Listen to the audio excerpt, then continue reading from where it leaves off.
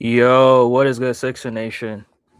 DFJ Hoops here, back again with another live stream. The Sixers versus Clippers. We gotta do the recap. We gotta talk about it. So, as y'all come in, please make sure to smash that like button, subscribe to the channel, hit the bell notification icon as well. So, salute to my guy 216 Love. What's good? What's good? Red, white, and blue. 130. Where are you? Yeah, you trying to rhyme right there. I see what you're trying to do, bro. Salute, salute, salute. Salute to my guy BJ. Appreciate you, bro. He says, "Let's go, L host." Yeah, yeah. I was late, but I'm right here. So let's go. Let's go. So the 76ers took on the LA Clippers on the road. This would be a West Coast trip for the 76ers. And they started it off well, right, with the victory over the LA Clippers. So the Sixers complete the season sweep of the LA Clippers. Now, last season, the Clippers swept the Sixers, right? The Clippers swept the Sixers at home and on the road as well. So the Sixers, they get their payback, right? Now,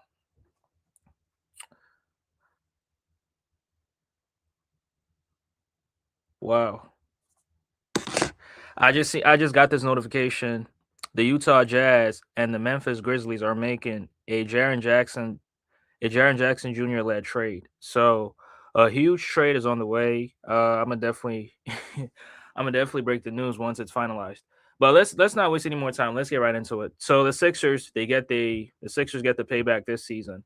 Now I think the Clippers play good, but because the night before they were playing the Phoenix Suns and then they came into this game a little bit fatigued, and I think that played a factor into the 76ers getting this victory. Now, shout out to Kawhi Leonard. Shout out to Kawhi Leonard. Kawhi Leonard actually played in both games. I don't know if he missed the first one, but I think he did play because I think Ty Lue was trying to manage his minutes a little bit against the Sixers, right? So, but kudos to him for playing in both games. I mean, he probably should have been an All Star, but was not named to was not named to the All Star team for the Western Conference. So, it's definitely sad. I mean, I think James Harden should have made it, but that's a conversation for another time.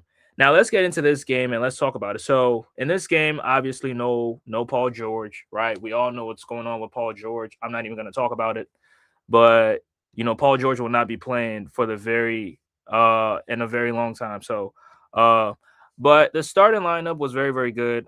We had production from each and everybody that stepped up. And me personally, I think the player of the game was Dominic Barlow because Barlow played a very, very good game, right? No plays ran for him, just pure effort and outworking the entire Clippers starting five and the bench lineup, right? Getting those offensive rebounds, running the floor. He made a three, right? He made one 3-pointer because I mean it was just his night, right? It was his night, and the basket got bigger for him. Right. And once the basket gets bigger for you, like everything you throw up, everything you put up is definitely going to go in. Pause. And, he got into a rhythm, running the floor, getting offensive rebounds. I think he had like 10 offensive rebounds in his game. Now, I got this video that I want to play right quick, and then we'll continue.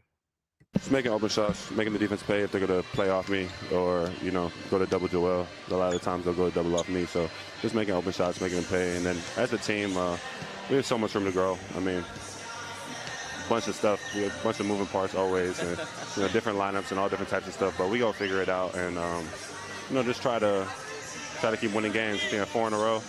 Try to get another one tomorrow, and just have a good West Coast trip before the All-Star break. Yeah, that's the hope, Tom. We'll leave you to this, Dominic. You are the first 76ers player with 25 or more points and 10 or more offensive rebounds since Charles Barkley back in November of 1990. Not a bad stat, huh, Dom? That's pretty good company. Good company indeed. Hey, well great deserved. work tonight. Congrats on the career high and the win. Thank you. Dominic Barlow with a career high 26 points and a career high 16 rebounds, including 10 on the offensive end. And more importantly, Sixers with their 4th win in a row. Yeah, so that was Dominic Barlow. Joining Charles Barkley as the only players with 25 points and 10 offensive rebounds. That's that's elite, right? That is so elite. So congrats to Dominic Barlow. I mean, I've been telling people how valuable dirty work guys are, and we saw it in full effect last night with him getting all those offensive rebounds and getting the Sixers second chance opportunities, right? Now let me get into this game and let's talk about it, right? So this game started off with Joel Embiid hitting a jumper. Now, once Joel Embiid hit that jumper, I thought he was gonna get into some kind of rhythm, right? I thought he was gonna be in some form of rhythm in this game, but obviously watching the game, it wasn't like that. And we didn't really need Joel Embiid to go stupid or go crazy in this one because everybody else was chipping in, right? Dominic Barlow with 11 points in the first, Maxi doing his thing, right? Getting to the basket and also knocking down threes. I think Maxi knocked down 4 threes in the first quarter, if I'm not mistaken. And Maxi did a good job punishing that punishing that drop coverage and punishing guards, going under screens, right? And Maxi's range is so ridiculous that he'll make you pay for it. If you the least mistake you make, he'll make you pay for it, right? And Maxi was doing a very, very good job, with the shot making ability and also driving into the paint and dishing out to open shooters like Kelly Oubre and some of these other guys, right? But Joel Embiid not so very much. Really struggled in this game. In terms of shooting from the field. Now he got to the free throw line a couple times. He was able to knock down some free throws. Salute to my guy BJ. Appreciate you, bro.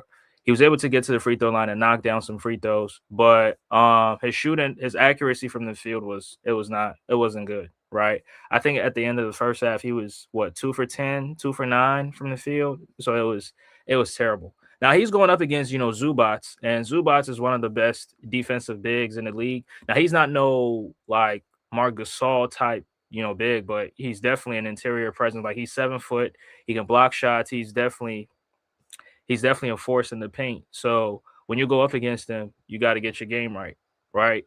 Now, I mean, this is the same Zubats who basically made Nikola Jokic look like a regular player in the playoffs last season. So it's not anything. It's not a knock against Joel Embiid, but I just felt like it was an off night for him, and maybe he'll be better the next night, right? Who knows? Now he's not gonna play against the Golden State Warriors, which is a fact, right? He's not playing back to backs. We know that. So, but he had his good moments in the second half and the third, but overall, the overall performance was not good, right? His overall performance was not good, and it was good that other guys stepped up. Maxi stepped up, Oubre stepped up, and Dominic Barlow also stepped up, and it really helped the Sixers. And then the Clippers on the other side, they were a little fatigued, heavy legs, playing in back to back. So you could clearly tell. Now, back to Kawhi Leonard. Kawhi Leonard, like I said, I don't know if he played against the Phoenix Suns, but Kawhi Leonard had a very, very good performance, right? And if we're being honest, Kawhi Leonard has been a top 10 player since December, right? He's been hooping since December. Ever since he came back from the high ankle sprain that he had, he's been playing very, very good, right? And I was surprised that he didn't make the All Star team, but it is what it is. In this game, last night's game, he had a good performance, breaking guys down off the dribble. But I mean, Nick Nurse knowing Kawhi Leonard that good, he made it a point where Kawhi Leonard, you're not going to play 1-on-1, right? You're not going to play 1-on-1. We're going to put two on the ball every single time on the catch, and we're going to force other guys to beat us. Now, sometimes they did leave him. They did leave Kawhi Leonard 1-on-1, and Kawhi was doing his thing, taking advantage of those mismatches on 1-on-1, and he was scoring. One of those moves where he danced on Kelly Oubre and stepped back and made the shot. I was like, yeah, he's capable of making those shots, right? But in the beginning, they started double teaming them and they were forcing other guys to beat them. But sometimes his passes were a little bit telegraphed, and the Sixers were able to pick them up in the passing lanes. Other times, he just threw it out of bounds, and the Sixers took the ball the other way. And I think the Clippers, as a team, they had 4 or 5 turnovers to start the game of, right? They had 4 or 5 turnovers, and the Sixers were just capitalizing in transition, right? That's where we saw Dominic Barlow, get to the basket and get those easy layups at the rim. And the Sixers started off this game 11-2, which clearly you could tell that the Clippers were fatigued, and nothing was going their way offensively, and the Sixers, just making shots, right? Maxi in that stretch had Maxi in that stretch made back-to-back threes. Kelly Oubre made a three from Joel Embiid. Embiid drew a double team when he was posting up. I think he was posting up Chris Dunn, if I'm not mistaken, and he drew two to the ball, and he made a good read to Kelly Oubre in the corner, and then Kelly Oubre was able to knock down the three. But mid first quarter, I mean, that's where Dominic Barlow, getting after it, running the floor, getting those offensive rebounds, and then scoring all his points. Like I said, he had 11 points in the first quarter by himself, right? And then Maxey chipped in with 16, and then those other guys also made shots, right? Now Maxey did a good job, punishing the Clippers in the drop coverage and punishing the Clippers when they were going under the screens. That's why he, made those 4 threes. And at some point, the Clippers were playing the two bigs, right? They had Brook Lopez and Ivica Zubac in the game at the same time. And I think the idea was to have somebody on Joel Embiid and then have somebody roaming off Joel Embiid. But I mean, Embiid didn't really go off, so they didn't really need it like that. Yeah, the Sixers ended up dropping 38 points in the first quarter, with the Clippers only scoring, I think, I may be wrong, but 20, 22, or 23, if I'm not mistaken. But, the Sixers, they played a very, very good first quarter, right? The first quarter was very, very good. The shot making ability, them getting back on defense, them running the floor, and also taking care of the basketball as well. I think the Sixers only had 6 turnovers for the entire game, right? Only had 6 turnovers. So that's, they did a good job with the ball security and not just, telegraphing some passes. Now they did telegraph a few passes because Kawhi Leonard did, I think he had 3 steals in his game. And a few of those passes, Jeremy McCain, being casual with the ball, being nonchalant with the ball, not realizing that Kawhi Leonard is right next to him, and Kawhi Leonard can pick up those passes in the passing lane, right? Kawhi Leonard has long hands, big ass hands, like a long wingspan. So those passes he can just get his hands on them very, very easily, right? I think Jeremy McCain he made one of those mistakes, and B made one of those mistakes as well. Just being casual with the basketball and not having any care.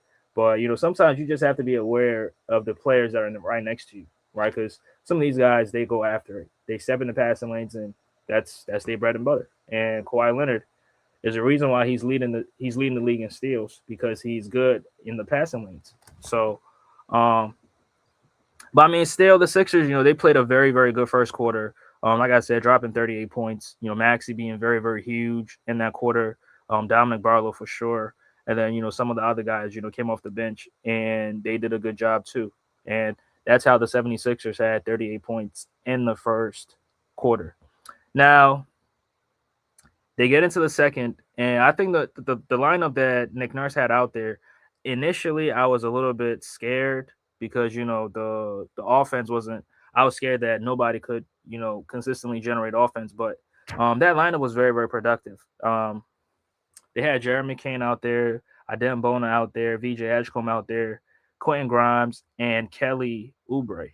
Now, I didn't really say too much about VJ Edgecombe in the first because didn't really do too much. Now I think defensively he was showing and contesting on those screens, playing some good defense on the Clippers' young players, as a Kobe Sanders, Jordan Miller, and some of those other guys. I think Cam Christie, if I'm not mistaken. So he was there defensively, but offensively, from a scoring point of view, from a scoring perspective, he wasn't really. He only dropped 5 points, but he made some good plays, right? Especially in that second quarter, right? He was very, very huge, and I think he made a lot of plays that ultimately led to the Sixers scoring. I think he picked up four assists in that second quarter, if I'm not mistaken. Let me see what BJ says here. He says it took a minute. It took a minute for what? Cavalier Nation here, Cavs Nation here. Yeah, Cleveland. I know Cleveland about to make that trade, bro. I know you don't like it, but Hey, just get ready for it. And I just got a notification that the Utah Jazz is making a trade for Jaren Jackson Jr. So we'll see how that goes. But yeah, VJ was very, very huge in the second for the Sixers. Not from a scoring point of view, but him making plays, him playing defense.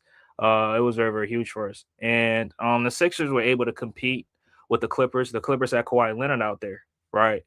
The Clippers had Kawhi Leonard out there, but the Sixers didn't have we didn't have Maxi out there. We didn't have Joel Embiid out there, but VJ was able to control the game, control the tempo for the Sixers, and generate points, easy buckets for the Sixers, making those plays, finding Kelly Oubre at the 3-point line, Kelly Oubre making threes, whether it was Quentin Grimes. And Quentin Grimes had a nasty Quentin Grimes had a nasty poster over John Collins, and it was just nasty. Like he got it at the on the wing, pump faked, took two dribbles, got in the lane.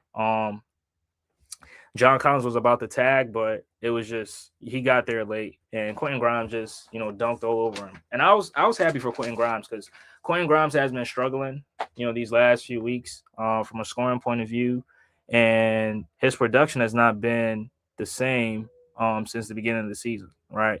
And it's a little bit scary for him, to be honest with y'all, because he's on a contract here, and he basically betted on himself for this season. So if he continues to play as bad as he's been playing, then he's not going to get the contract that he's looking for. So I mean, I just hope he can pick it up because it's not looking too good for him. How you like the claw posterizing your king bonafide? That was a good dunk. I mean, it wasn't as embarrassing as with Quentin Grimes dunking on John Collins. It wasn't, but it was a good dunk. I mean, nothing special, nothing crazy, right? Memphis is blowing it. Yeah, that's crazy. Nah, Grimes' dunk was better than Kawhi's dunk. What are you talking about? Did the NBA post Kawhi's dunk? It wasn't that impressive. Nah, it was a cool dunk, but not better than Grimes' dunk, bro. We not doing that.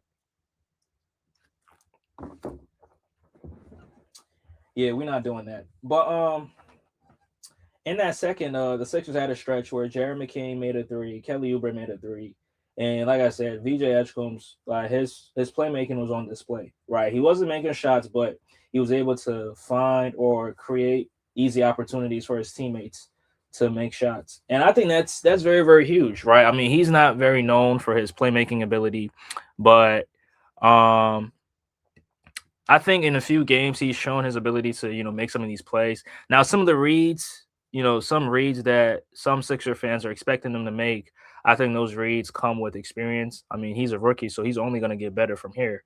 But some of the reads, if you play for so long and you watch film and you pay attention to detail, that's when you start making. Excuse me. That's when you start making those advanced type reads, like the Jokic type reads. Like I don't want to say this other point guard, but that's the name coming to mind. I'll never say his name. But the Jokic type passes, the Luka Doncic type passes, even Tyrese Halliburton, James Harden to a certain degree too. And speaking of James Harden didn't play in the game against the Sixers. Now, some Sixer fans thought that James Harden was ducking the Sixer. I mean, I don't think that was the case because he had missed the game the night before against the Phoenix Suns.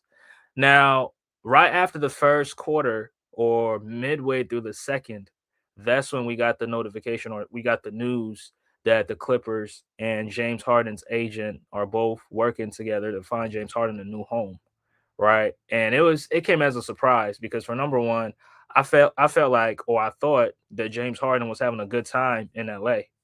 Right, I thought everything was going good for them. Now they started off the season a little bit shaky, 6 for 21, but in the last few games they've in the last few I mean in the last games they're what 18-4, 18-3. So they're playing very, very good, right? Especially with Kawhi Leonard in the lineup and them sending that clown Chris Paul home. Like everything has been, clicking for them. They're winning games, beating some of the best teams, right? They beat the Pistons, they beat the Lakers, they beat other teams. But, Harden asking for a trade is just it came as a surprise. I'm not even gonna lie. But according to some sources, they're saying that James Harden was looking for a 2-year contract with them, and the Clippers were not willing to give him that 2-year contract, and that's why he's asking for a trade. But I mean, it's just surprising because you would have thought that they're playing good. He'll wait to the end of the season, and but I mean, him not making the All Star team is a little bit questionable. Um, he says never thought I'd see the day Harden wants to play for Cleveland. I mean, I don't think he necessarily cares about playing for Cleveland. I think he wants to go to a team that's going to give him the 2-year, 80 million. So if the Cleveland Cavaliers are going to give it to him, hell yeah, he's going to play for them. I think that's the logic. Because I mean, hey, he's in year what 17. This is probably going to be his last big contract that he's looking for. He has a little bit of leverage, right? I made the All Star team. I made the All NBA team last season. I'm still elite, right? I could have made the All Star team this year, so he's got some leverage, right? He's got some leverage now. Obviously, there are certain things that is not in his favor, like his age. Like he's about 36 or 37 years old, so maybe a team will be a little bit hesitant in giving him that contract. But I mean, he's got a little bit of leverage, right? He's got a little bit of leverage. And I mean, I don't know if Cleveland can give him that contract because Cleveland has, Donovan Mitchell's on a big contract, right? Evan Mobley, even though he didn't deserve it, he's on a big contract himself. So it's just going to be a little bit difficult, right? But I mean, once you get rid of Darius Garland, I mean, I think you know, you can possibly, give James Harden that 2-year contract, but I don't know how willing the Cavs will be to give him that contract. Yeah, that too. He wants to compete for a championship. That's true, right? And also get paid, and that's why the Cavs is a destination. Um, I guess you can say that. I guess you can say that. I guess you can say that, but yeah, Harden in Cleveland. That's a little bit. Yeah, I know he ain't gonna. He's not gonna stay in Cleveland, bro. He is not gonna stay in Cleveland. He'll be out somewhere in New York, somewhere in Houston, somewhere partying, Vegas partying. So it's not gonna happen. It's gonna be fun. I mean, he's gonna play to win. And I mean, the Cavs, they got a good team. I mean, Donovan Mitchell, Darius Garland. I mean, Donovan Mitchell, Evan Mobley, Jared Allen. They got a decent team over there. Decent team. Now, whether Harden can win with them, I mean, I don't know, but we'll see if he even gets traded to the Cavs because there are other teams that's in pursuit. I heard Minnesota's in pursuit because Minnesota is also in need of a point guard, right? So, and maybe I mean, who knows? Maybe Houston might join the race and try to get that reunion with James Harden.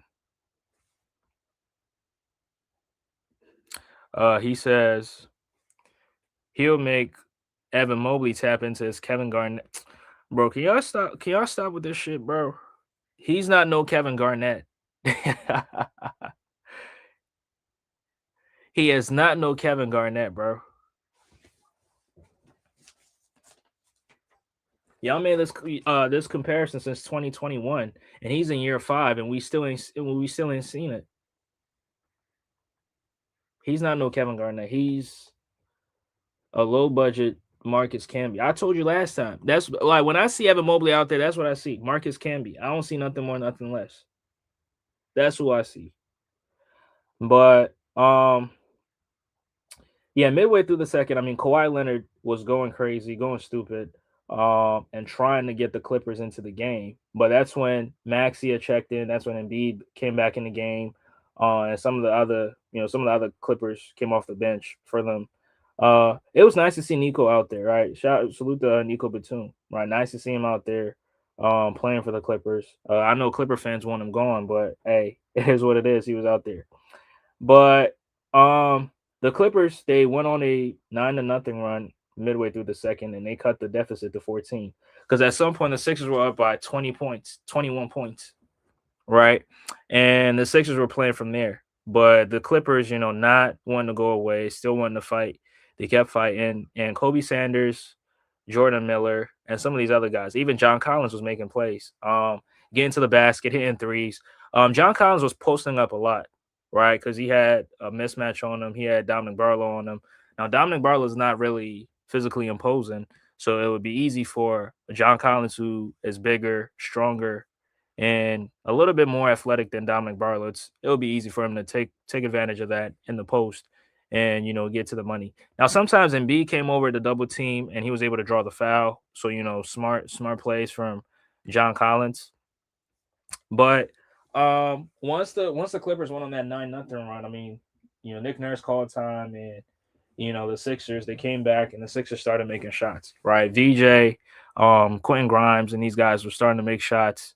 And yeah, the Sixers were able to put up 70 points in the half, right? 70 points in the half. All of this while Joel Embiid was not having a good first half, right? I think Joel Embiid only had what, 4 points, 6 points by halftime, because the jumpers were not falling as they were in the beginning, right? The jumpers were not falling. He was trying to draw fouls, but I think Zubac sometimes was a little bit smarter, and yeah, Zubac was much smarter. But I mean, Zubac did pick up some questionable fouls in the in the second half, which they were getting frustrated because Embiid was just getting to the free throw line. But sometimes when you foul, sometimes there's just no argument that has to be made. Like, you reached in, he caught you. It is what it is, right? No need to argue with the officials. So yeah. Cavalier Suck says we're the only team that would offer an all-star for James Harden. Who else is offering their star player for James Harden? I mean, that is true. That's true. Yeah, that's true. You got a point. Got a point. Sixers play another team missing their stars. But are we not missing our star? Are we not missing?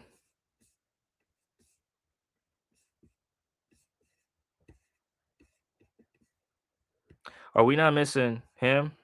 So I think the argument. If you make the argument for them, you gotta make the argument for us too. So don't just bring up their star players missing, bring up ours. Salute to my guy Humble. DFJ the man, I'm at work. Yeah, salute, Humble, salute. He says Barlow was hooping. Was that his?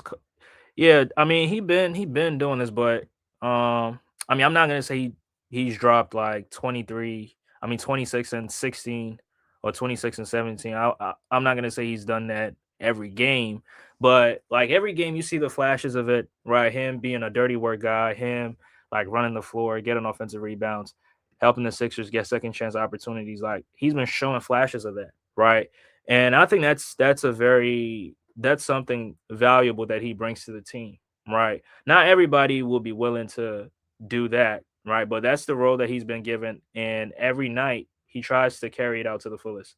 So, I was very very happy for him. Everybody knows I'm a huge Barlow guy, huge Barlow fan.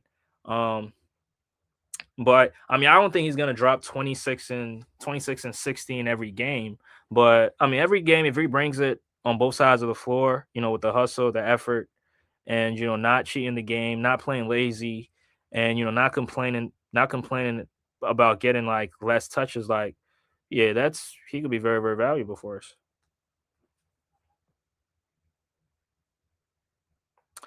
He says those teams have injuries. Y'all's guy did something stupid, DFJ. But that's not the point though. The point is he's not playing.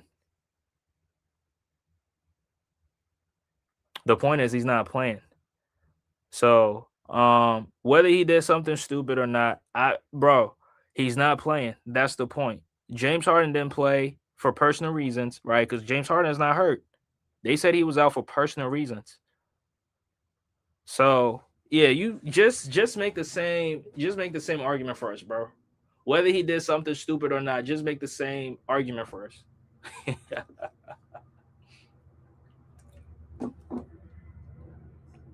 Barlow's a better fit than Caleb Martin. Yeah, absolutely. I mean, Barlow's much bigger. I mean, Caleb was only what 6'5". Barlow's much bigger. I mean, Caleb's a better. I mean, I don't even know who's a better shooter, because Caleb Martin will struggle against every other team, but he'll go up against Boston and drop 9 threes against them. So it's a little bit tricky. But yeah, Barlow's definitely. I think he's a better fit because he does the dirty work job better than Caleb Martin. I mean, obviously Caleb Martin is a better offensive player, but there are certain things that Barlow does that Caleb Martin wasn't doing, right? Like the offensive rebounding, running the floors, those backdoor cuts, those timely cuts to the basket. Like it's very, very, very, very valuable for the Sixers.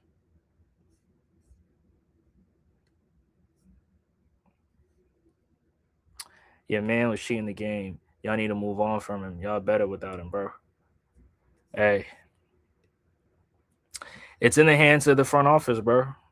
I mean, I can't say nothing. I can't do nothing, bro. I can't say nothing, but nah, the Sixers are a much better team with Paul George on the court, and I'm gonna leave it at that. I still believe that, right? I still believe it. But hopefully, he'll be much healed when he comes back, right? Has a lot of games. I mean, if he returns, if they don't trade him, I mean, I don't know what's gonna happen, but um, yeah, I mean, as of right now, I just want to focus on the players playing because Paul George is not going to be playing for obvious reasons. So, me personally, I would rather focus on the guys out there on the court playing, and that's where I'm at with it. Martin was a weird. Yeah, but I mean, to be fair, he was dealing with injuries himself.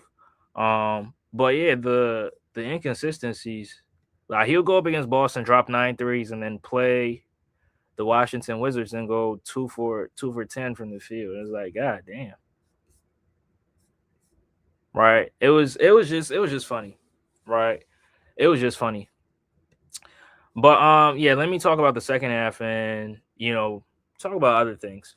So um yeah, the Sixers they ended up dropping 70 points in the first half.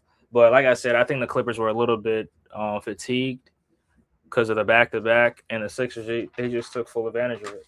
But um to start off the third, John Collins, John Collins and Max were trading threes.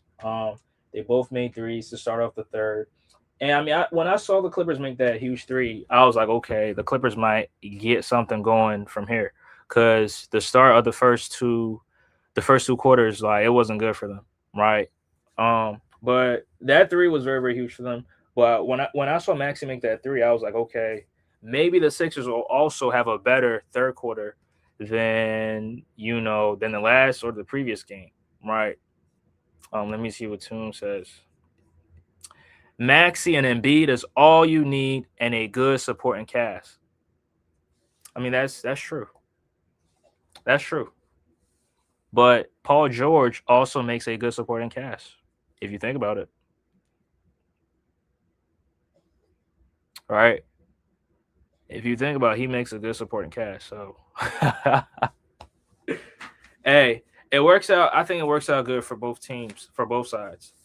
Um Now, Joel Embiid started to, get into some kind of rhythm in the second half, especially in the third, where they ran the same action. At the he caught it at the elbow, jab, jab, and then shot the midi, right, back to back plays. They ran the same play, and then Zubac, got caught up a little bit, froze, and Joel Embiid was able to make the bucket, right, but on the Clipper side, Kawhi Leonard was also he had a good stretch by himself over there, where he was making shots, getting to the basket. Kawhi Leonard dropped 29 points in this game, right? So there's nothing, even though he was getting double teamed a lot in the first half. Like there was nothing easy for Kawhi Leonard, but Kawhi was still able to find some ways to get buckets, playing in the passing lanes, getting those easy points. And then also when they put the ball in his hands, and he was working off the Zubac screen, he was able to get some wide open looks in the mid range and at the 3-point line too as well. Right? He says, "How much is he paying?" Yeah, bro, he ain't paying me, bro. I'm just speaking facts. I'm not getting paid by PG, so it's just facts. But yeah, Kawhi Leonard went on the stretch, and he was showing us all why he's a top 10 player. Now people think he's top 5. I don't think he's top 5. I think he's top 10. Right? Um, VJ had a stretch in the third where he was just missing a bunch of wide open threes. Like Maxey was generating threes for him that he was missing, and B got him a couple that he was missing. And I mean, I don't know if it was just an off night for him, which it could have been. But I definitely appreciate the effort defensively, and him wanting to play make. But all those easy opportunity, like those easy threes, like easy corner threes that he was breaking, like it was really pissing me off. Right? It was making me mad. And the Clippers on the other side, they were just scoring on the other end easily. Right? VJ missed 4 threes in the third quarter by himself. 4. Right? He went 0 for 4 in the third. Now I'm not gonna be too critical of him because like I said, um, he says, "Where's Mike Sports Vibes? We need someone to cook." Hey, yeah, Mike be going off on Paul George. I ain't got nothing to say. But yeah, those missed threes from VJ, he has to be better. But the Clippers, they were trying to make a comeback. They were cut it at 14, cut it at 12, but the Sixers were making like some timely buckets, like timely shots, right? I think closer to the end, Quinn Grimes made a 3, Jared McCain made a 3, and then the Sixers, heading into the fourth, they had a 13-point lead. I think the score was 100-87, right? He says 1 for 11. Who was 1 for 11? Was it Edgecombe that was 1 for 11? I see. I didn't even realize. 1 for 11 is crazy. Yeah, 1 for 11. That is nasty work. 5 points.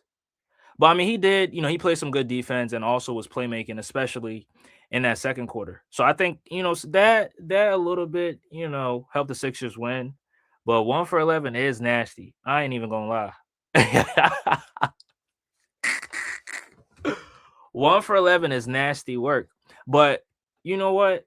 With the Sixer crowd, like they're not even gonna mention. Now, me personally, I'll let him slide because number one, he's a rookie. Number two, he did other things to help the Sixers win. But if somebody else did this, yeah, Sixer fans would be on his ass. Yeah, 1 for 11 is nasty. I ain't even realize. That's crazy. But yeah, but like I said, if other guys are stepping up and doing what they're supposed to do, and then if VJ is also finding ways to be very, very to be playable in this game, because 1 for 11 is nasty. 1 for 11 is nasty. I'm not even gonna lie. But he still found ways to be a little bit productive, with the playmaking, the defense.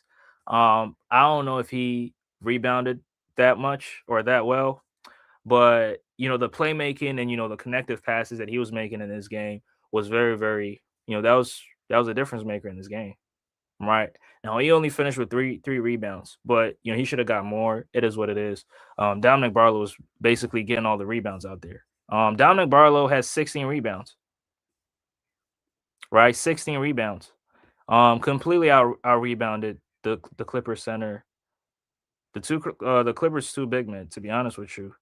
Um, yeah, that was crazy. 1 for 11. Can't believe that happened. Um, he says, I mean, it's cool if you making up for it playing defense and helping others and helping in other areas, like you said. Yeah, especially in that second, because in the second it was basically him by himself, him and Grimes. Because usually it's VJ and Paul George in the second, But this time around, I mean, Paul George not playing, it was just him and Grimes, and he was able to, get some easy shots for his teammates, and the playmaking was there. Now, guys also were missing shots, but the reads that he was making were very very good reads, right? Especially from a rookie, you can only all you could do is just appreciate, right?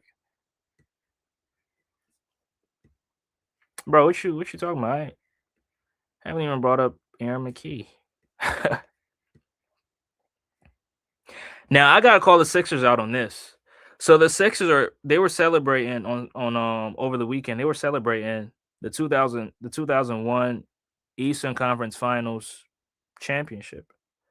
And I was like, wait, what are we doing? Like, this is something that the Grizzlies should be doing. This is something that the Utah Jazz should be doing. This is something that the Washington Wizards should be doing. The Sixers shouldn't be doing this. We don't praise we don't praise losing. Winning the Eastern Conference okay, that's a championship, but ultimately we lost. We got destroyed in the finals. So why are we celebrating losing? That was bad. And y'all had AI out there. Y'all had Eric Snow out there celebrating losing. Like, bro, y'all losers. Stop trying to make players look like losers. That was trash. That was terrible. But hey, it is what it is. Man, celebrating the Eastern Conference Championship is nasty work, bro. That's the first time I ever seen something like that. But I digress. To start off the fourth, the fourth and final quarter in this game, I mean the Clippers down by 13. They were trying to find a way to cut it to one, right? To cut it to single digits and just have an opportunity to compete, right? But every time they made a push, the Sixers were also making shots on the other side. Maxi, Maxi was making shots. Kelly Oubre was making shots. And then Dominic Barlow had a stretch in the fourth by himself, right?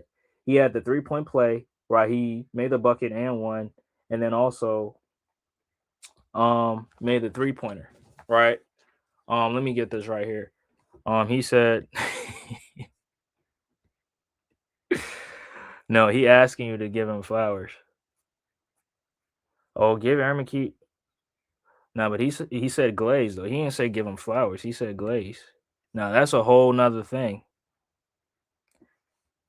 Giving somebody flowers is different from, glazing. I don't do no glazing on this platform, but yeah, we get flowers. We get flowers. Even the bums, we give them their flowers. It is what it is. We celebrate Eastern Conference championships now. Yeah, that was crazy. Like I seen them out there. I seen the champion, the conference championship. I'm like, oh, what is going on? And it was nasty.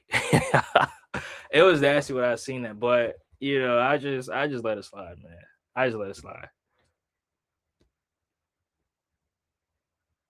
Yeah, he said glaze. Glaze is different from giving flowers. So, yeah, but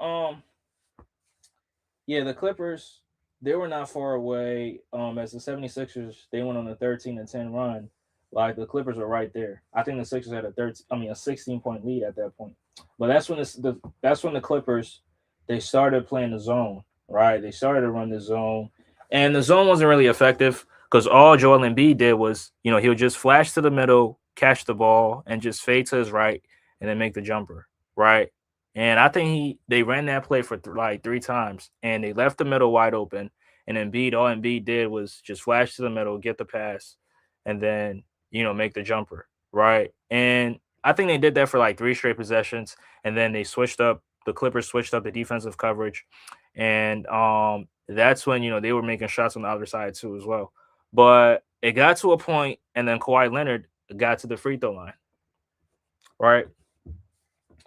Kawhi got to the free throw line, and this is something that the Clipper fans, if somebody else did it, yeah, bash him. But Kawhi Leonard got to the free throw line and missed two free throws. Like he clanked the first one, and I was like, okay, I mean, he'll probably split this one, right? He'll probably get the split. And then he proceeds to take the second one and misses, right? So he missed 2 free throws, and the Sixers go on the other side, and then I think Maxi hit a three, right? Maxi hit a three, and the score at that point was 120 to 104. That's when I think Ty Lue was like, "Yeah, I didn't seen enough. I'm gonna bench my whole starters. I'm gonna take everybody out the game because they still had like about 3 minutes left, right? They still had 3 minutes left, but yeah, Ty Lue was like, "Nah, we not doing this. Kawhi Leonard, you played 30 minutes tonight. It's all good. I'm gonna bench all y'all, and I'm gonna put the bench players in the game, right?" So the Clippers they quit with about 3 minutes left. I felt like the youngsters were making a push, right? I felt like the youngsters were making a push. Breaking news: there's a 3-team trade between the Chicago Bulls, the Minnesota Timberwolves, and the Detroit Pistons. And the Pistons agreed to involve Jaden Ivey in the trade. So I want y'all to look it up, whoever gets moved, like y'all can tell me in the comments. But yeah, and that was the whole game. I think the youngsters were making a push. Jordan Miller played very, very good in those garbage minutes. I think he probably got the 20 points, right? Jordan Miller is very, very, very aggressive, right? Plays very, very aggressive. Probably got the 20. Um, yeah, he finished with 21. Kobe Sanders finished with 17. Collins at 15. Um, Brooke Lopez at 13 off the bench. Yeah, Brooke Lopez was knocking down some threes in the fourth, right? He was knocking some huge corner threes. Now, sometimes I hate when he plays like from the 3-point line because I think the Sixers they had a mismatch, right? Once Embiid went to the bench, like Adem Bonus, he's very, very little. Like Brooke Lopez can post him up and go to work every single time, but he decided to play from the 3-point line. And I mean, sometimes it could be successful, but other nights, when the Clippers, on a back to back and nobody's really trying to do too much, I think when you get on the block and you call for the ball, like you can go to work from there. But he had different plans. He had different plans and wasn't really trying to get on the block as much. And that was the game. Um that was the game. I think Quentin Grimes had a stretch in the fourth, like in garbage minutes, because I think they're trying to help him get to establish some kind of rhythm, moving forward. Because the Sixers are taking on the Golden State Warriors tonight. So I think that's the plan, that's the goal. But hopefully Quentin Grimes can, get into some kind of rhythm, you know, before the All-Star break or whatever, because it's not looking too good for him. Right. Because last year, this was around the time where he was going stupid. Right. He was going crazy around this time. So hopefully that could help him. He says, DFJ, you glad y'all didn't pick up Ace Bailey? I mean, initially I wanted the Sixers to draft Ace Bailey, right? Because I mean, I'll be honest with you, I don't watch college basketball, and prior to, I don't think I even heard the name VJ Edgecombe. I'm not even going. The only names I was hearing was Ace Bailey, Cooper Flag, Dylan Harper. Yeah, those are the names I was hearing. I didn't even know of VJ Edgecombe until um I started getting news. I mean, we started hearing rumors that the Sixers might draft VJ Edgecombe. I'm like, who's this? Who's that? Oh man, that was funny. That was funny. The Bulls got Mike Conley and Jaden Ivey. Hold on, Bulls got Mike Conley and Jaden Ivey, and the Bulls got Kevin Herter. And wait, what? Kevin Herter's on the Bulls, or you mean the Timberwolves? Because that would make sense. Because Kevin Herter's on the Bulls already. So yeah, so maybe Mike Conley's headed to the Bulls, and then Jaden Ivey is heading to the I don't know. But I mean, I don't like the Pistons trading Jaden Ivey. I mean, I felt like he was a good fit on that roster.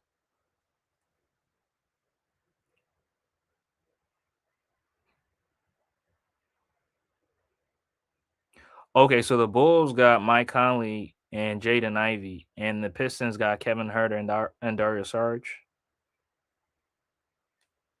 Yeah, that's good moves for them. I guess it's good moves for them. But yeah, the Sixers ended up winning this game, and the Sixers are on a 4-game winning streak, if I'm not mistaken. With a win against the Clippers, and on Saturday night they took on the New Orleans Pelicans, which yeah. The TuneIn Sports, I did call you out after the game against the Pelicans because I remember back in October, I think it was a game where Joel Embiid had played very, very terribly, and you told me that he's done, right? You were like, he's done, he's finished, and I did tell you that Embiid will drop or will have a 40-point game down the line, and you disagreed, right? Shout out to Mike Conley. Yeah, shout out to Mike Conley, one of the most underrated players in NBA history. I keep telling people they keep telling me I'm crazy. If you gave me a choice to take Chris Paul or Mike Conley, I am going for Mike Conley. I don't care what anybody says. I'm going for Mike Conley. More impactful, right? More impactful. But that's just my opinion. But yeah, what was I saying? Yeah, TuneIn Sports, you did tell me that Embiid is not gonna have a 40-point game, but against the Pelicans, he dropped 40. Right? Dropped 40 against the Pelicans. So Embiid is not finished. Embiid still has a lot left in the tank. And yeah, I think if he can stay healthy, the Sixers have a chance. They have a shot. Minnesota about to make a move. They under the first apron now. Yeah, Minnesota needs a point guard. They need a point guard.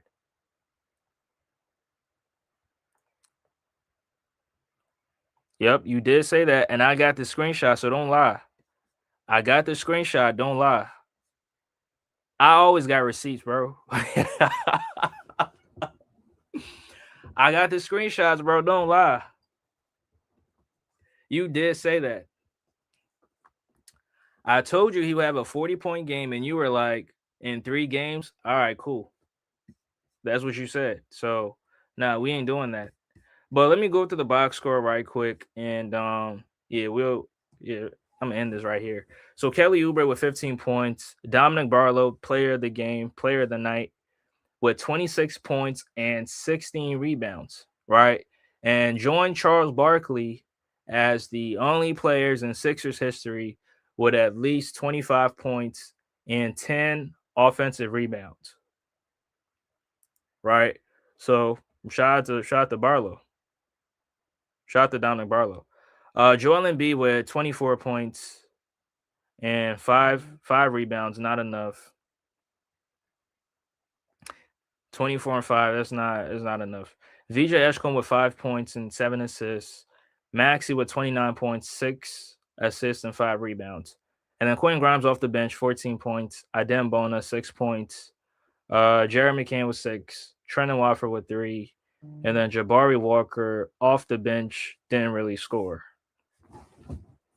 Now, Jabari Walker came in the game in garbage minutes, so doesn't really count. So yeah. But I'm gonna go to the Clipper side, and Kawhi Leonard, 29 points, 6 assists, four rebounds. John Collins with 15. Ivica Zubats with 8. Yeah, that's not enough. 8 points isn't enough. But I mean, he only took 3 shots, so you know he got to get more shots. There's no way Kobe Sanders should be taking more shots than Zubats, right? Chris Dunn, 2 for 6 from the field, finished with 6 points. Brooke Lopez with 13. Jordan Miller with 21. Yeah, Jordan Miller was coming off the bench and he was going right to work. Right? He was going right to work. He was being aggressive. Yeah. I don't remember, but I said he was done. I probably said that, but good for him. We don't care about regular season. All right. I know you don't. But I mean, if he drops 50 in the playoffs, then what? Because he did that before, right? He says Harden, Morant. Yeah, I want to see where Jaren Jackson is going. Who they trading him for? Because that'd be very interesting, right? That'd be very interesting. And with the East Coast, I mean the Bulls, the Pistons. Yeah, that's very interesting. Yeah, Zoo got to get more shots. But I mean, again, he has to be aggressive too, right? He has to be aggressive. But I mean, the Clippers didn't really have a actual point guard out there. So now James Harden did a good job of involving Zoo, in those screening roles and trying to get Zoo some post up touches. But you're playing with Chris Dunn and Chris Dunn is running the point. Like, bro, he can't run the point, bro.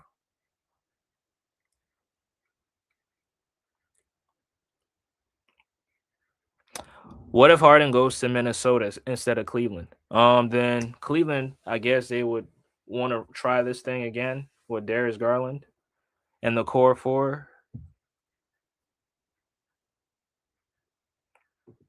Because I know you want you want Darius Garland gone, but yeah, maybe Cleveland got better plans. So yep.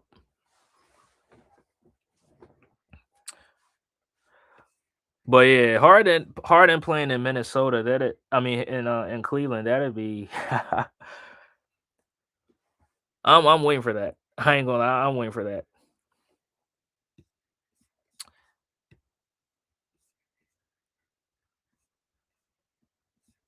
Yeah, Chris Dunn was running the point. Chris Dunn was running the point. That is nasty.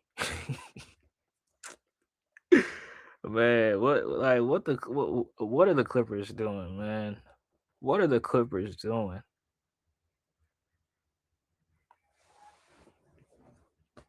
But I mean, no Harden, and that's what they end up with. And if they eventually trade James Harden, then it would be very very interesting to see what the Clippers will look like. I mean, who knows? Maybe they call up Chris Paul. Now, if they bring back Chris Paul, they're missing the playoffs, right? So I hope they can maybe trade for any guard, any point guard. Now, if they get Darius Garland, like Darius Garland, if healthy, can make something happen. He said Chris Buns.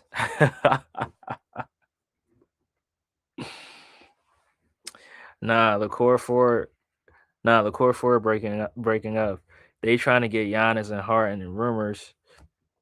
They looking at Anthony Davis. That would be dumb. Damn. So the Cavs, they want everybody then.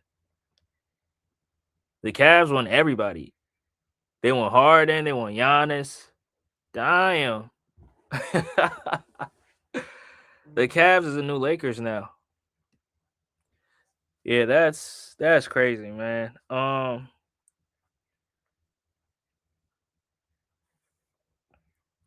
Yeah, BJ do he likes Garland, so he would love Garland on the Clippers. Yeah, y'all want LeBron, y'all want Schroeder, y'all want everybody. Like, damn. Yeah. But yeah, good win for the Sixers. Let me see. Let me go through the schedule right quick. I know the Sixers do take on the Golden State Warriors, but the Sixers they beat Milwaukee, they beat Sacramento, they beat New Orleans, and they beat the Clippers. So this, I mean, it's a good 4-game winning streak, but the level of competition is mediocre, right? Milwaukee's not in the play-in, Sacramento's not in the play-in, New Orleans is not in the play-in. Now the Clippers are in the play-in, but they were on a back-to-back. So I mean, and against Golden State, the Warriors got players missing. I mean, Jimmy Butler's not going to play for obvious reasons, right? ACL injury. I heard Steph Curry's dealing with knee swellings. So, um, yeah, the Clippers are the ninth seed, 3 games under 500. So, I mean, you've been in 4 teams with losing records. It's not impressive, right? It's not impressive. Now, if you can beat the Warriors, that might somewhat be impressive, right?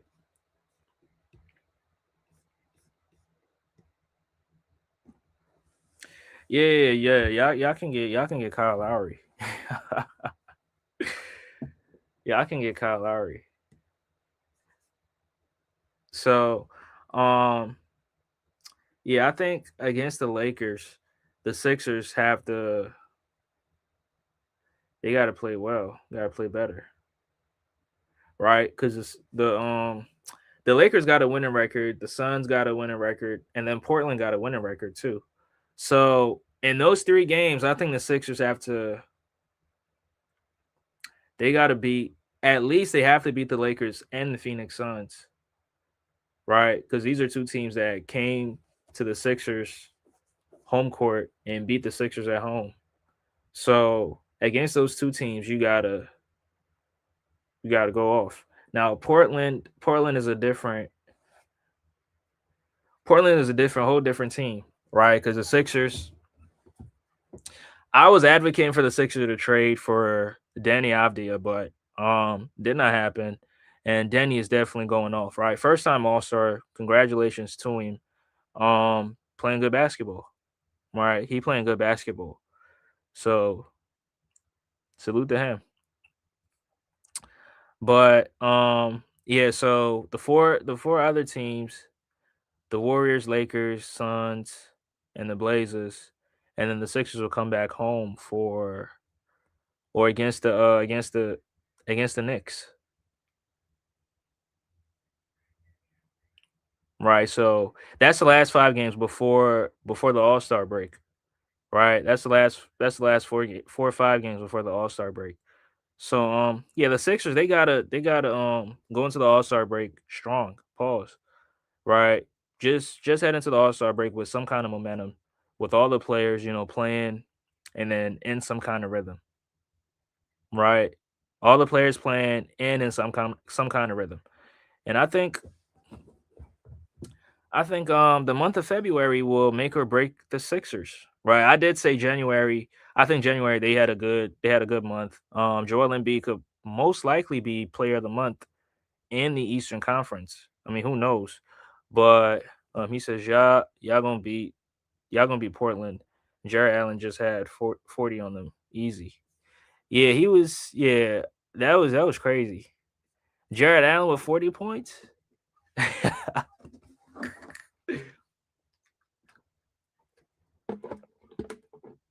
Like certain players should not be getting 40, and Jared Allen is definitely one of them. So if he can get 40 on Portland, now yeah, Portland don't play. Portland's defense is not all that. It's not all that, right? They defense ain't. It's not all that, but I think the Sixers can beat them. Yeah, I think the Sixers can beat them. But the Suns, that's a tricky game, right? Against the Suns, that's very, very tricky. They might, who knows, they might end up losing to them. But against Golden State, I think the Sixers can beat Golden State. I mean, it's not a guarantee, but the Sixers can definitely beat them, right? I think the Sixers can beat them. Um,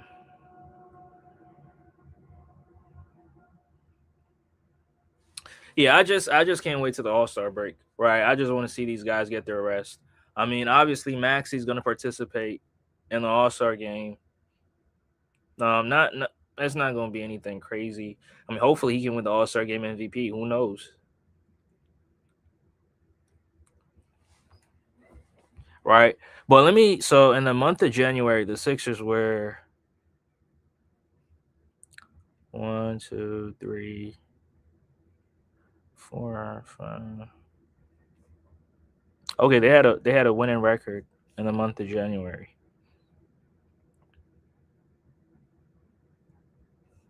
But they had some bad losses too.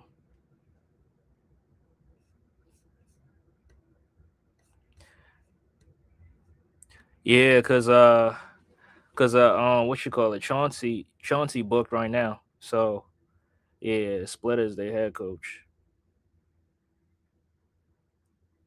former Spur. But I mean, the Blazers, they got some good players. I mean, Denny Avdia playing good. Tumani Kamara, he playing good. Uh, and they got some other guys too. All right, they got some other guys, and the Blazers are they the 10th seed. They the 10th seed, so they got a losing record. Mm.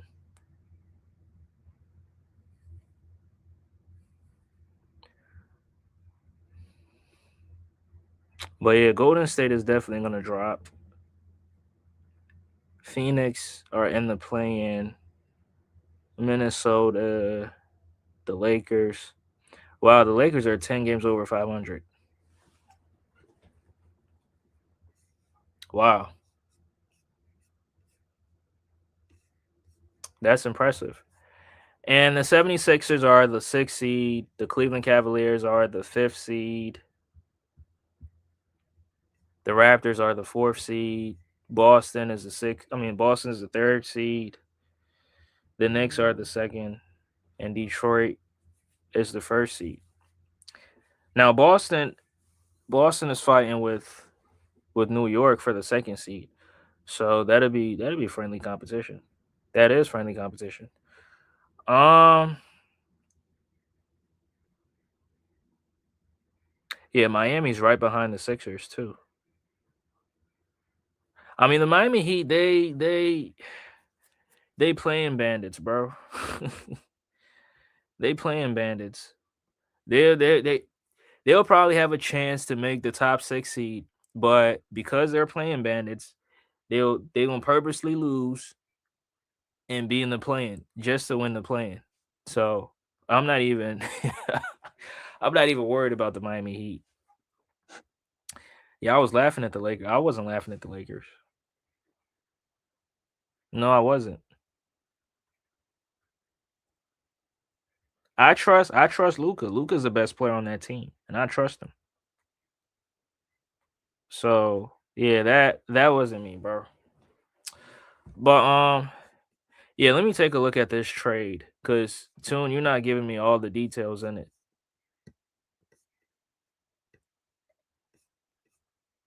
I want all the details.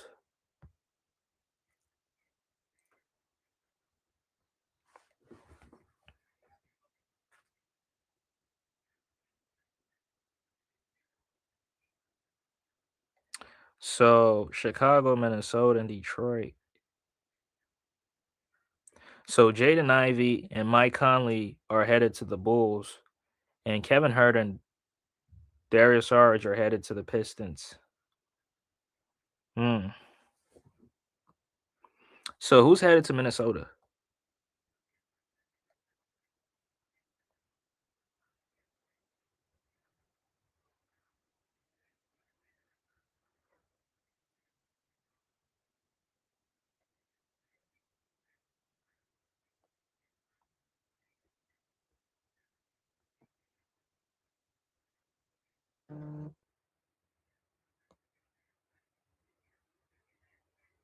Oh, okay, okay.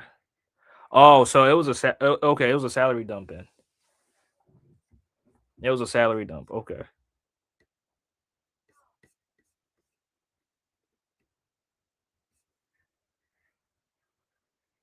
but Mike Conley wasn't make. Hold on, what was Mike Conley making? Let me see. Um,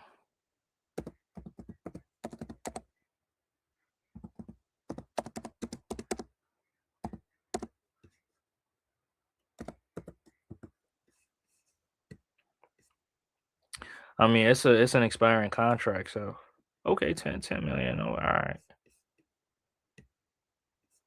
Yeah, those expiring contracts. I mean, I don't know why, but it's like a hot commodity in the trade market. Like a lot of teams want these expiring contracts so bad. I don't know why. But okay, so they cleared money. Oh, okay, so now they way under. Yeah, it puts them under luxury tax then.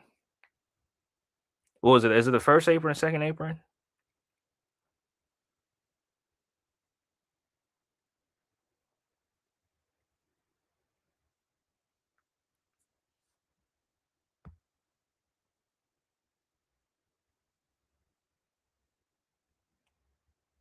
Yeah, I think this will probably be Mike Conley's last season in the league because he played what 18 years? No, 19 years. Damn. At 6 foot, playing 19 years is crazy.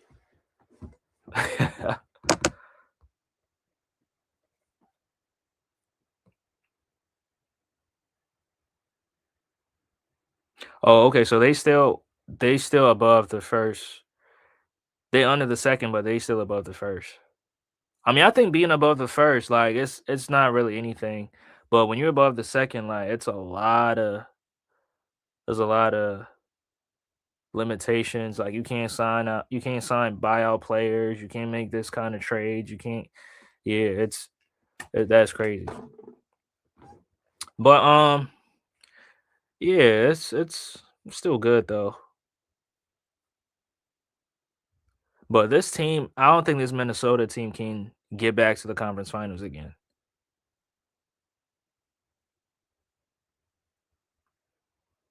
Yeah, it's not happening. It's not happening. I think this year they probably a first round exit.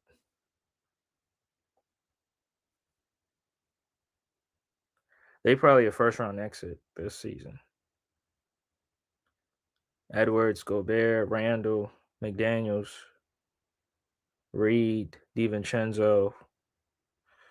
Yeah.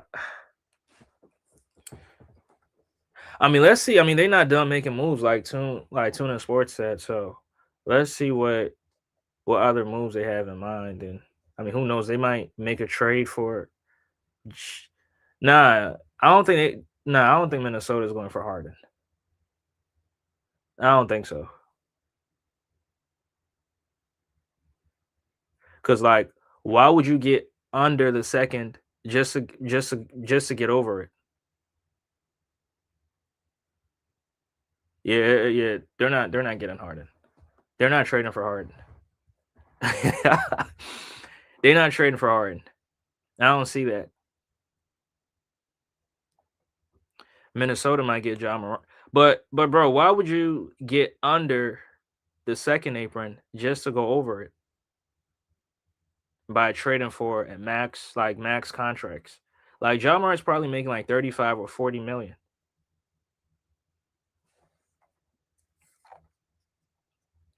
right? Let me let me see. So Memphis, yeah, John Morant's making 39. Yeah. John Morant's making 39. James Harden is making 39 too.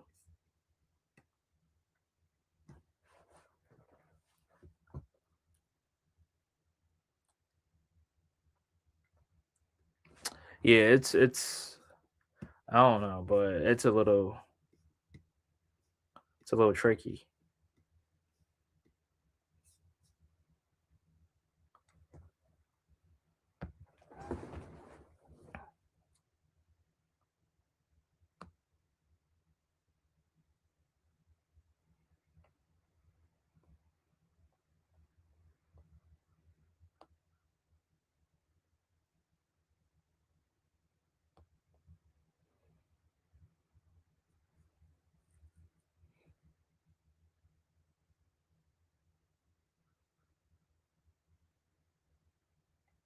Damn, bro, they did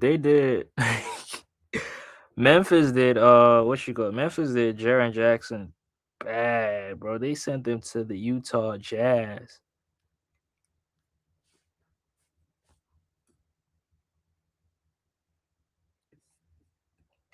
Right. It's a lot of flexibility when you get out the second apron. Right. But right, that's what I'm saying that they not that's what I'm saying they're not going for Ja. Cause like why would you get under the second and then bring on a much bigger contract that's gonna put you way above the second apron? The Jazz is solid. Jazz got Laurie. That's a dub move. Yeah, but they not competing for shit. They not contending for shit. The Jazz is still out the playing, right? The Utah Jazz is the 13th seed. So they're not going anywhere. They're 20 games under 500. That's crazy. 20 games?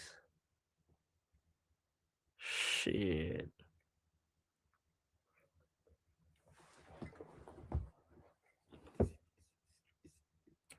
Yeah, 20 games is nasty.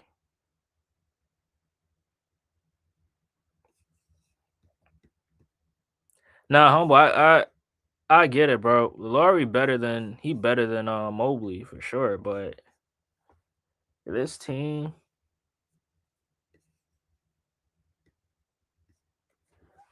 Laurie hasn't done anything in Utah. Bro, he made the All-Star team. What are you talking about? He made the All-Star team, made the All-NBA team, most improved. He did all that. Yeah, Walker Kessler got hurt, I think.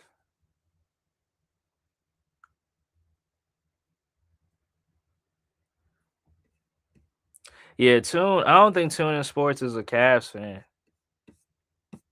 He just like Evan Mobley. That's all.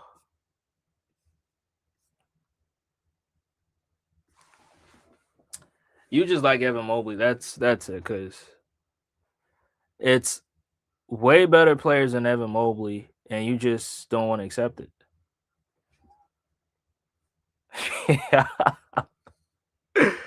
uh,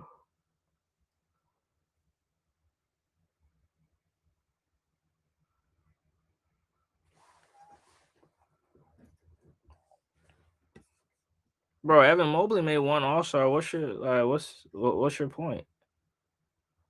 And I told you he wasn't making the All Star team this year. I told you last year was a fluke, and this year he didn't make it. Right? And in the DPOY race, he's not even in it. It's between Chat and Wemby. Now I think Wemby will probably win it.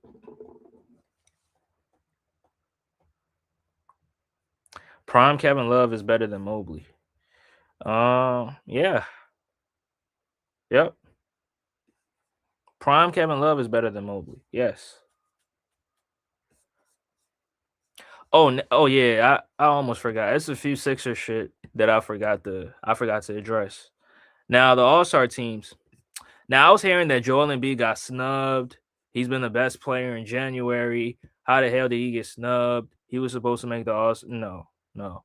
Joel Embiid didn't play. He didn't play enough games. Right. Let's not. He's playing good. Right. He's playing great. But he didn't make. He didn't play enough games. Right. He didn't play enough games. It is what it is. Right. He didn't play enough games. So let's not try to live in the moment and say that he should make the All-Star team when we all know he didn't play enough games. Right? He's played in how many? 27, 26 games?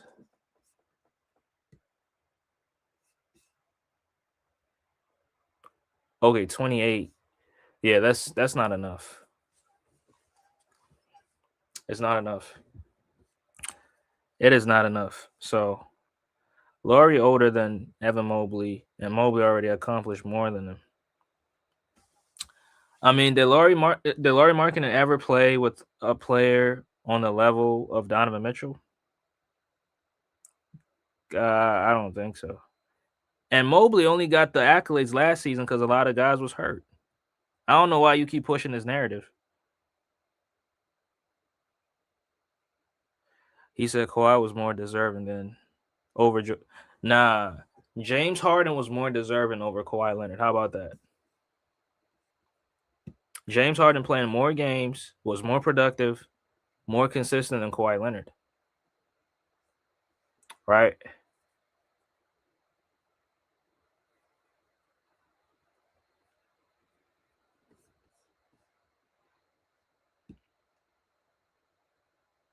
So yeah, I don't think Joel Embiid was supposed to make it. Now, in the Eastern Conference, I think the guys that made it, that's they had it right. The Jalen Johnsons, the Donovan Mitchells, the who else made it? I'm forgetting. I think Jalen Duran made it too. Shout out to him. Jalen Johnson, shout out to him too. First time All Stars. Uh, yeah, and then in the Western Conference, salute to Jamal Murray. Jamal Murray should have been made the All Star team, but had a couple setbacks in the previous seasons, with injuries, and then sometimes him not being consistent in the regular season, right? But this year he was much more consistent. Played in more games, no injuries. He was able to play his game right, and yeah, made the All Star team. Congrats, right? Congrats. Now, I mean, of course, Maxi made it. Yeah, Joel Embiid, I don't think should have made it. Right? I don't think he should have made it. Now, I know LeBron shouldn't have made it either, but they still put LeBron in it. Right? LeBron spot, that was for James Harden. But they gave it to LeBron. Right? That was Harden's spot.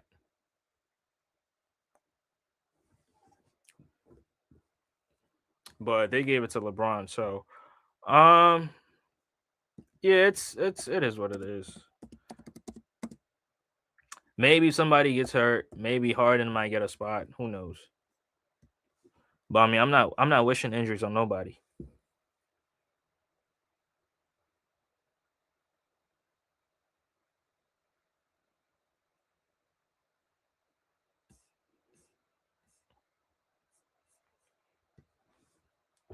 Yeah, it's about to get crazy with this trade deadline. Man, it's about to get crazy.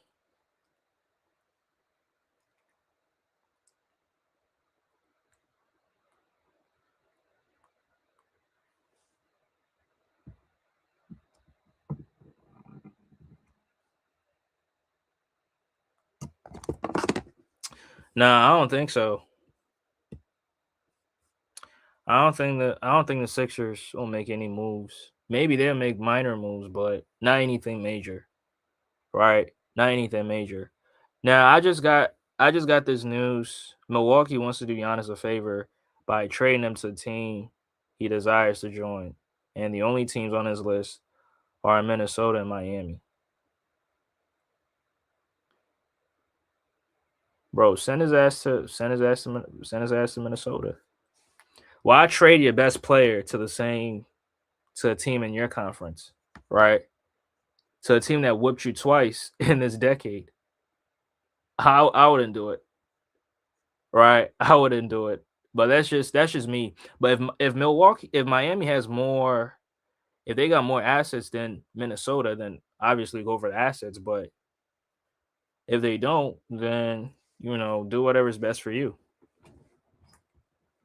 But me personally, just to be petty, I'm gonna send his ass to the Western Conference because Miami, like when they trade their best players, they don't send them to teams in the Eastern Conference. They'll ship you to the Western Conference. Jimmy Butler, they sent him to Golden State. They sent Shaq to Phoenix, right? They don't trade their best players to teams in the Eastern Conference. So, um, if I'm Milwaukee, that's what I'm doing. Yeah, Minnesota's trying to get a big fish. Minnesota's trying to get a yeah, I wouldn't help the Heat because number one, they beat you twice in the decade, right? They embarrassed you twice in a decade. So, and I think Milwaukee fans will be pissed off if Giannis gets traded to Miami.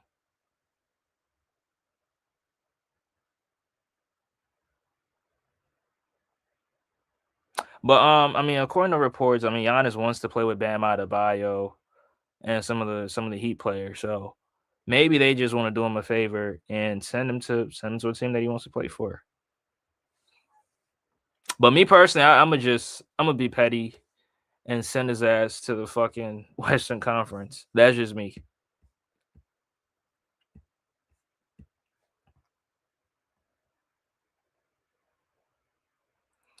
Shit, the Golden State Warriors, they trying to trade Draymond. Yeah, it's over for him. The Warrior shit is over.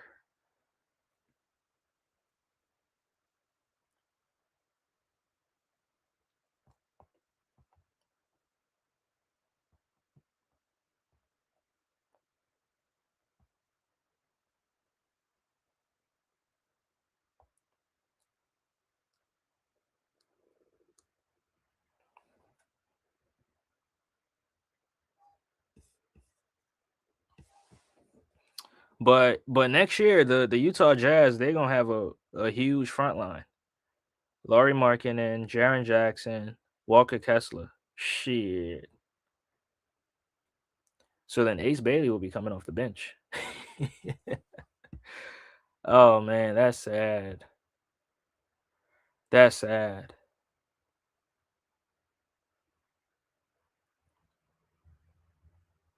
Ace Bailey coming off the bench would be sad for him. But I mean, they might slide him at the shooting guard position and go from there. But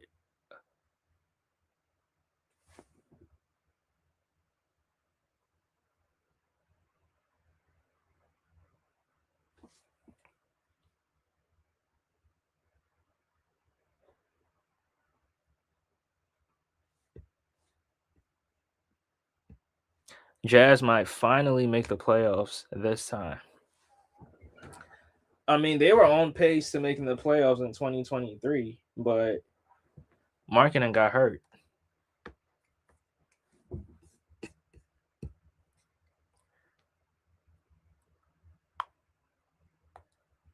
Yeah, but I mean, rebuilding it takes a long time. So yeah, they'll probably make it.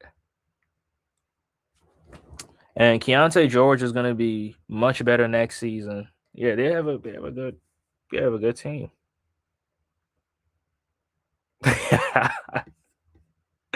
Bro, why you hate Lonzo, bro? Lonzo cool, bro.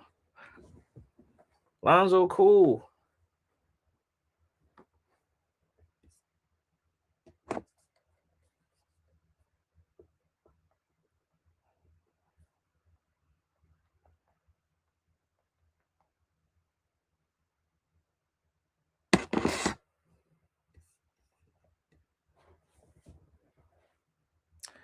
That franchise ain't been nothing since Spider left.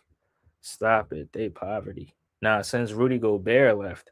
Because Rudy Gobert left that team, went to the conference finals. Donovan Mitchell has had failure after failure after failure. Getting his ass whooped in the second round. So no. That franchise hasn't been nothing ever since Rudy Gobert left them. Not after Donovan Mitchell left them. So get it right. Rudy Gobert, not Donovan Mitchell. Get it right.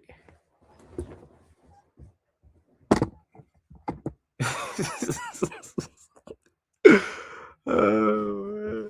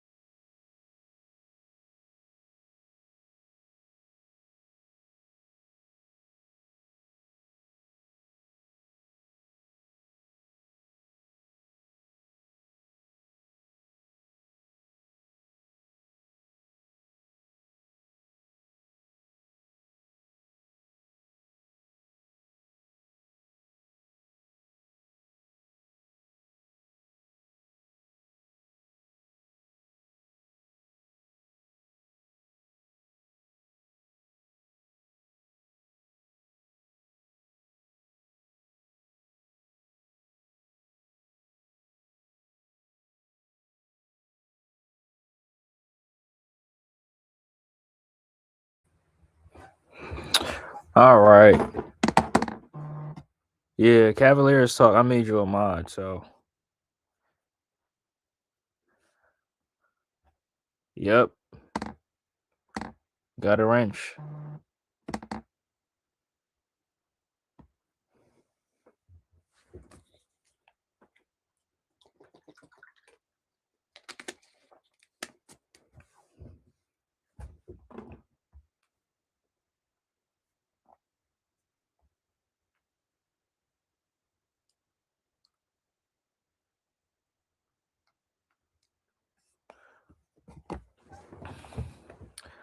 Oh, George Nian got shipped off to the Grizzlies.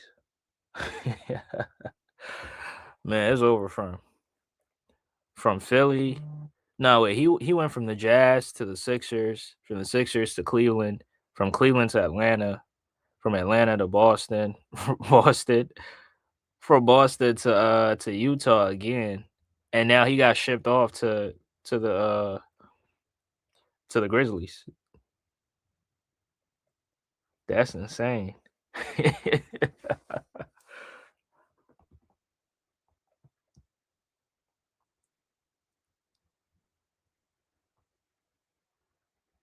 That is insane. Yeah.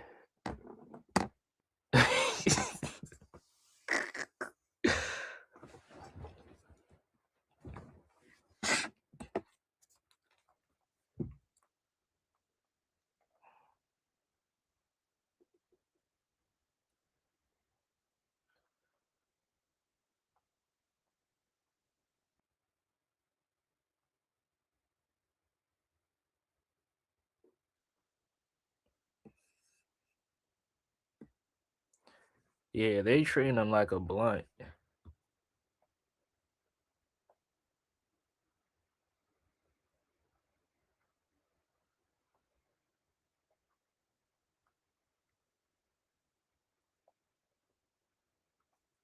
Man.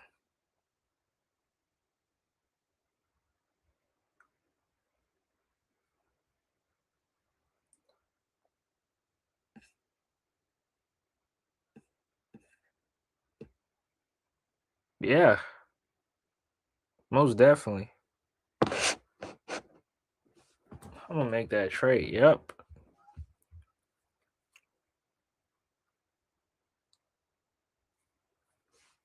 Harden, Mitchell, Tyson, Mobley, Jared Allen. Yeah.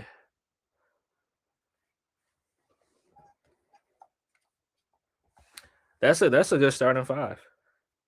Now, if y'all had that lineup, yeah, the Sixers have no chance at beating the Cavs. That's for certain. Like the Cavs will probably sweep the Sixers. Because Harden will be motivated, and then already the Cavs is just a bad matchup for the Sixers. But I mean, who knows? I mean, maybe Embiid might see Jared Allen and go stupid and average 40 points and 20 rebounds on his 40 points and 20 rebounds on his ass.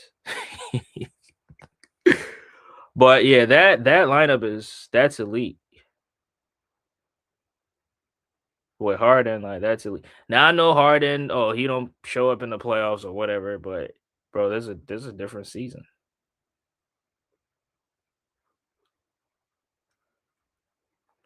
It's a whole new year, so um yeah, you gotta approach it differently.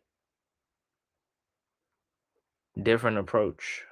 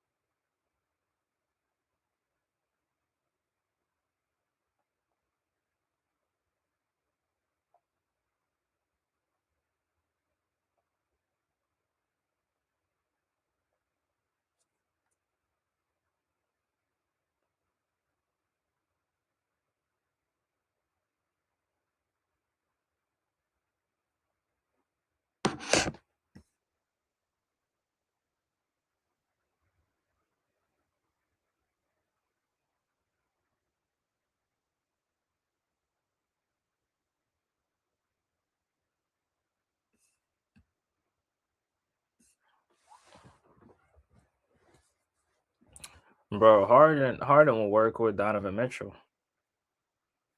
That's a fact.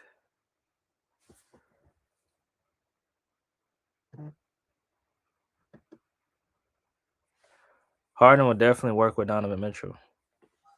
And then he has the defense like behind him. Like, yeah. Now I don't know who's gonna be the starting three. If it's gonna be Jalen Tyson. I mean, I think Jalen Tyson should be the small forward. And to be honest, why is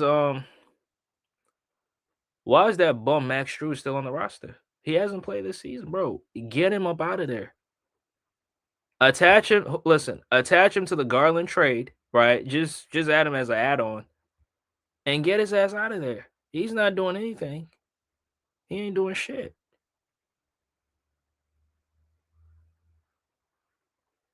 Yeah, it should be. It should be Tyson. I'm not playing no bum ass Max Strus. Oh man. Yeah, that shit is over with, bro.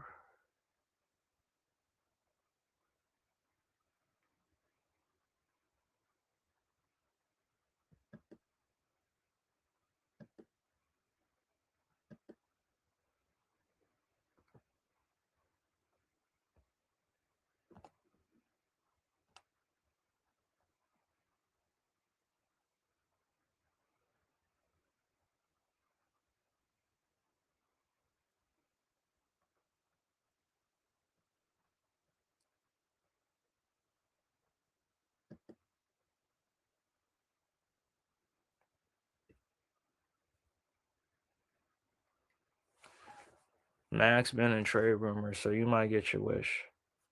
Yeah, just get him out. Just move him. Like he been injured, not playing. Like we're halfway through the season. Like, bro, get rid of him. Just get rid of him, bro. He's not. He ain't that special. Yeah, get him traded. But it's funny how I'm seeing a lot of opinions changing regarding this Giannis trade, right? Giannis being potentially traded. Like, there's a lot of people like backtracking. I thought Giannis was a horrible player, but now all of a sudden Giannis is a good player. Y'all sad. Man. Nasty work.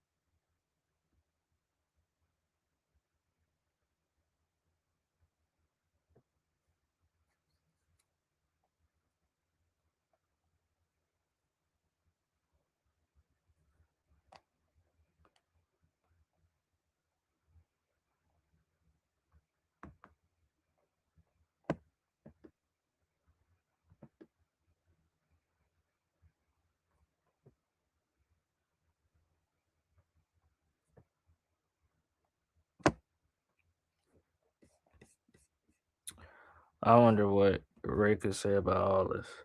Yeah, he'll probably not like the move, but I guess it is what it is. Ja Morant's days with the Memphis Grizzlies could be coming to an end. The Grizzlies are going into a full rebuild mode.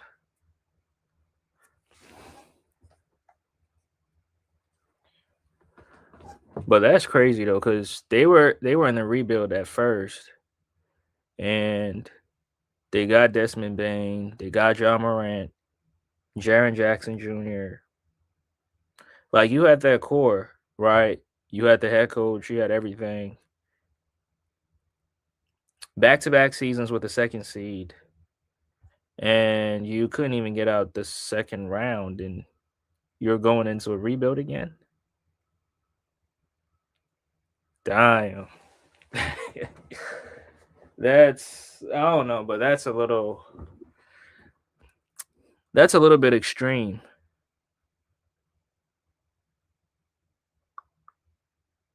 That's a little bit extreme because damn. Yeah, that's I don't know, man. I don't know.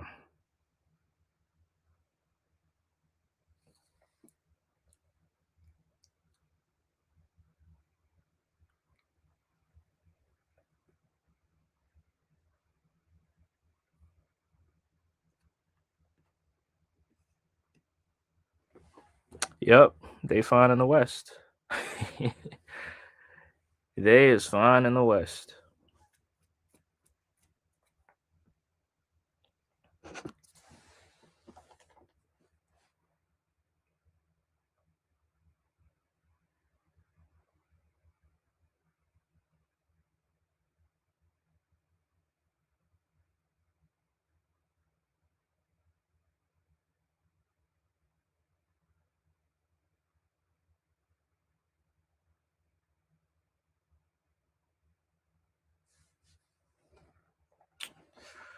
Yeah, but yeah, I guess I'm gonna end it right here. I was waiting for a big trade, but not happening anytime soon.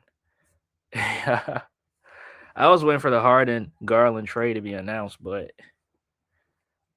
I guess maybe not. Maybe not now. So uh hopefully later on. But yeah, I appreciate y'all for tuning in. Appreciate y'all. Hopefully the Sixers can get a victory against the Golden State Warriors and improve to five improve to a 5 game winning streak. And yeah, they can go from there. That'll probably happen tomorrow. Yeah, or maybe in the middle of the night, like the Luca trade.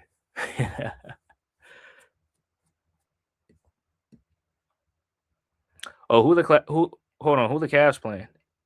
The Clippers.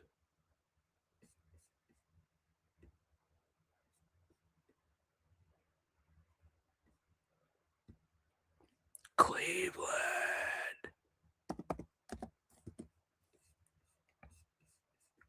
The Cleveland Cavaliers.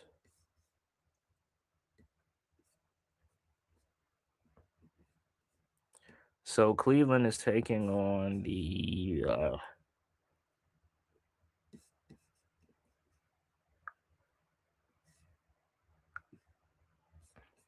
oh shit.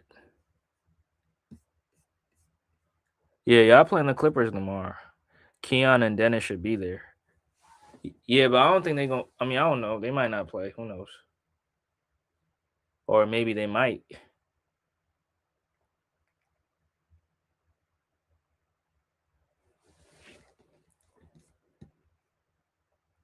Yeah, that'd be a good game. Donovan Mitchell versus Kawhi Leonard. That should be interesting. But yeah, I'm gonna end this right here. Appreciate y'all for tuning in. I'm gonna catch you guys on the next one. Peace.